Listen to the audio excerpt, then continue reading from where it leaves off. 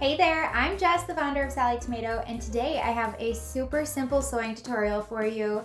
I'm going to show you how to make a crossbody clutch that's inspired by 1920s flapper fashion.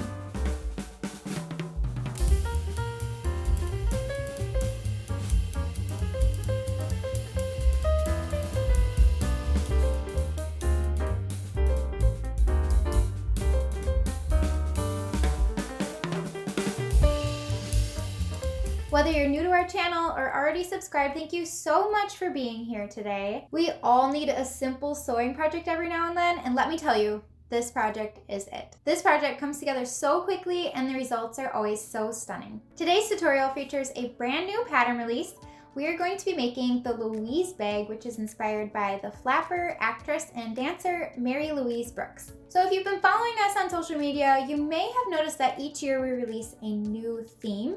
And this year's theme happens to be time warp. So throughout this year, we are going to be sewing through the decades and creating projects that are inspired by certain time periods. So last month, we featured a project that was inspired by the Renaissance period. And as we work through the year, we're gonna lead up to a futuristic design. So for this month's project, I designed a bag with a long silhouette and fringe detail at the bottom. It can be carried as a clutch, or you can clip a chain to the purse frame to carry hands-free as a crossbody. And the vibe of this pattern can change in a minute depending on the fabric choices. It can be made completely out of faux leather or our eco-friendly cork fabric, or it can be made in a combination of quilt cotton, canvas, faux fur, sequins, or other woven fabrics paired with contrasting faux leather or cork fabric for the fringe. It could be boho, retro, vintage, or other creative styles. Since this bag is very slim, it's designed to fit just the essentials, so just your phone and card case. It's a statement accessory, but it could also be a really fun size for kids to carry. So before we get started, be sure to grab a pattern. You'll need the template and the cutting instructions from the pattern to know what sizes to cut your fabrics. As always, you can either download the pattern from our website, or I recommend checking at your local fabric shop to see if they stock the pattern. Plus, you'll need the list of all of the supplies and materials that you'll need for the project, which is on the back of the pattern cover.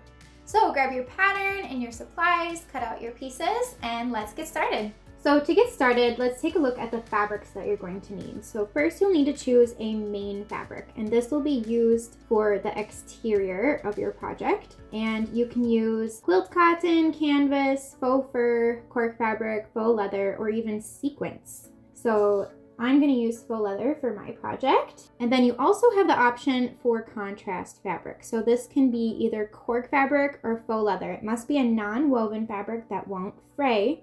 So you could choose to use the same material as your main fabric. And if you are matching your fringe to the main fabric, then you don't have to worry about getting any additional contrast fabric yardage. So you can just cut it from the same piece, which is nice. But it could be fun if you have like a printed cork fabric, or if you're using cotton for the exterior and you want to add some contrasting fringe, so that way you have the different yardage figured out for you on the back of your pattern. You'll also need some lining fabric. For the lining, I recommend a quilt cotton, or you could also use some Sallie Tomato Turtle Tex lining fabric. If you're using quilt cotton, you'll want to use interfacing for stabilizing your lining fabric. And lastly, you'll need some fusible fleece if you're using a woven fabric for your exterior pieces. If you're using a non-woven, such as I am, you don't need any additional support, so don't worry about the fleece. So you can set your main fabric and contrast fabric aside. And the first step in the pattern is to fuse the interfacing to the coordinating lining pieces. So I recommend a lightweight woven interfacing. So it has fusible on one side. You can feel one side is rough and the other side is smooth. The rough side has the glue on it. So just position that against the wrong side of your fabric and then fuse according to the manufacturer's instructions. And repeat for the remaining lining piece.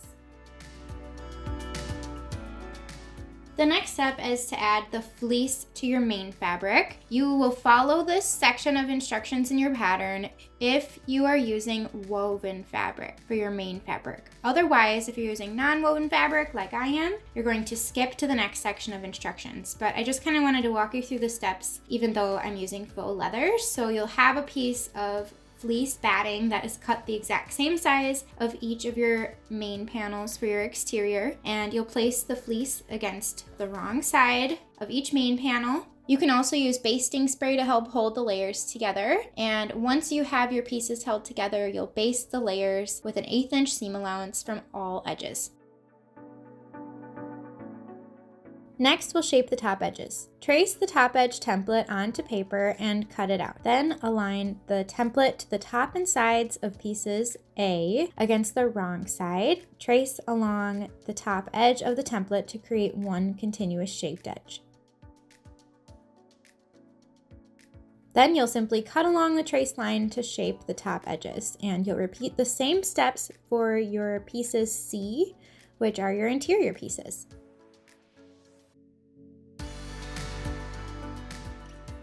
Next, we'll shape the bottom corners. Position a large spool of thread in each bottom corner of your exterior pieces and trace the outer edge of the spool from edge to edge. After tracing, you'll cut along the marked lines to round each corner, and you'll repeat the same steps for each bottom corner of the exterior and also your interior pieces.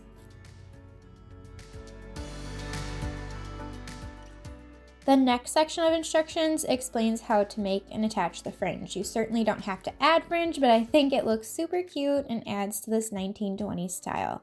So there are two options here. If you don't want the backing of your contrast fabric to show, you can follow the next step that I'll show you to hide most of the backing. However, if you want more loose layers of fringe, then skip the next step that I'm about to share. So to hide the backing fabric, you can apply glue to the wrong side of one contrast piece B for your fringe, and then place both piece B wrong side together and align all the edges. Press down and smooth the layers together and let them dry completely. Now for either fringe version, after your glue has dried or if you are opting not to glue, next you'll cut vertical lines spaced 1/4 inch apart across the entire width from the bottom edge up, stopping about 1/4 inch from the top edge.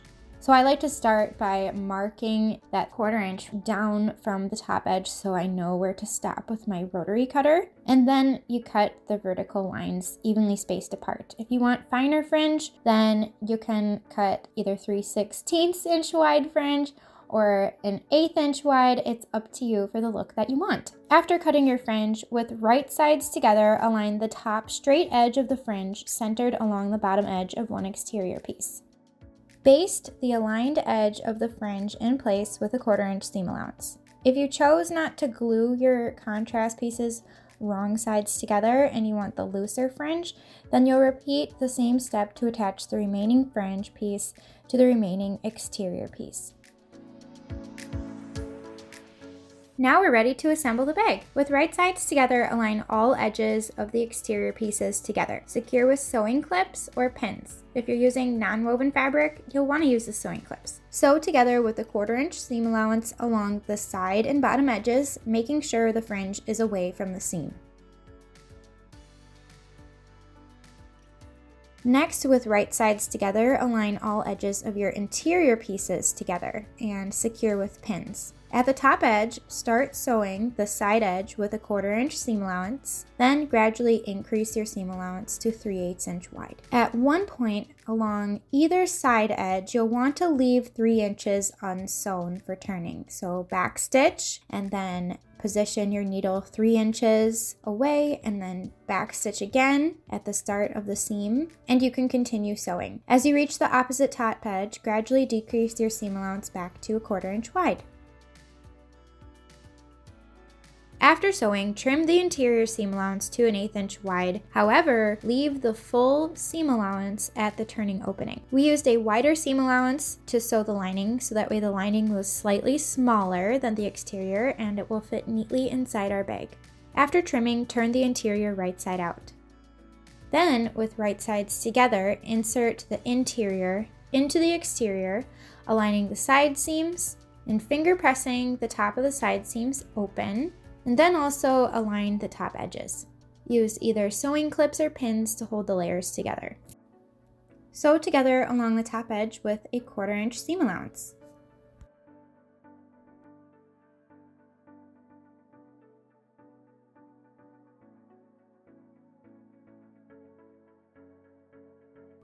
After sewing, cut small notches from the seam allowance along the curved edges to help reduce some of the bulk.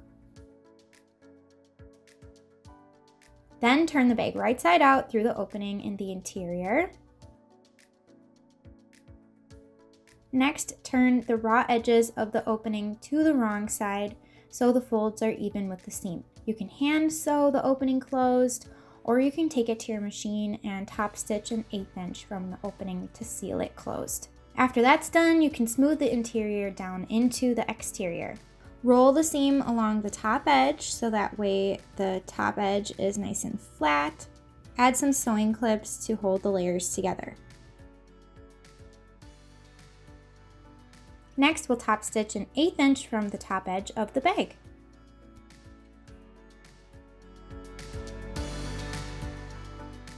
The next step is to attach the purse frame to the top edge of the bag. I've already gone ahead and completed this step. If you're new to attaching purse frames, I recommend visiting our YouTube channel for a video tutorial and additional tips. And finally, you can either carry this bag as a clutch or you can clip a chain strap to the frame so you can carry it crossbody. One last tip for a professional finish is to roll the side seams of the bag and add some sewing clips along the sides and let your bag sit overnight, and that will help relax the fabric and hold the shape of the bag.